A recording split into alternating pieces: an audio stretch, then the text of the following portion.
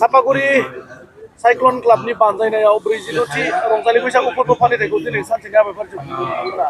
मा हाबाफारि लानानै आरो मा थांखिजों बे हाबाफारि जि माने जोंहा जों बे साइक्लन क्लाब चिरां सापागुरि जायो बियो बेवहाय गोबां हाबाफारि आरो एक्टिभिटिस लानाय जादों जेरै आर्ट कम्पिटिसन माने बैसागुजों लोगोसेनो जोङो आर्ट कम्पिटिसन लादों आरो साबा फरायसाफोरखौ जि मोजां मोनसे मार्क लानानै पारसेन्ट लानानै मेट्रिक परिखा होनायाव उथ्रिसार जानाय साबा फरायसाफोरखौ जों मोजाङै बेवहाय दिनै बरायदों आरो लोगोसे बेवहाय जोंना आइ आफा बोराय बुरै आदै मादैमोन दङ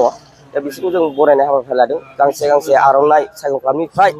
आरो गांसे दख'ना बा गांसे गामसा जों रायजो राजाखौ बरायदों आरो जोंनि बे ओनसोलनिखौ मोनाबिलियावहाय माबाफोर प्रग्राम लानाय जादों नामा? मोनाबिलियाव बेनो जों हरसेनि मोनसे माने मोनानि 10ता 11तासिम जों मोनसे प्रग्राम लानाय जादों बेयाव नयन बरगयारि बिथाङा फैगोन जोंनि खाथिनिनो जोंनि चिरां डिस्ट्रिक्टनिनो दा बिथांखौ जोङो